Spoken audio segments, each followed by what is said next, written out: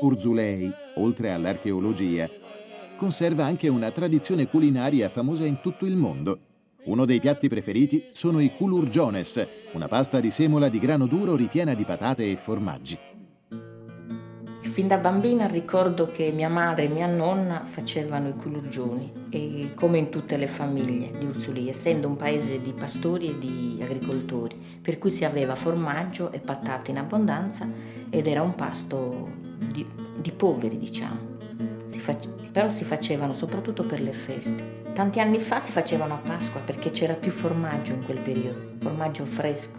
Il formaggio appena fatto lo mettevano a fermentare, diventava anche un po' acido. Quindi sempre nelle famiglie dei pastori ne approfittavano e ne facevano una scorta. Non c'erano i congelatori sicuramente, li sbollentavano un paio di giorni e riuscivano a durare anche 4-5 giorni, di più no. Pasqua era la festa dei culurgioni.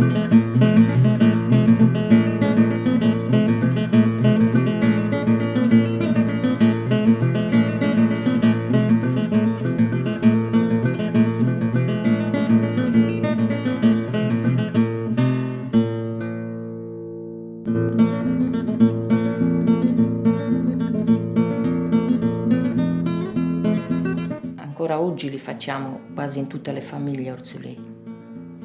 È una bella tradizione, speriamo che si continui. Io e mia figlia li facciamo e spero che i nipoti possano conoscere questa bellissima tradizione che continua, insomma.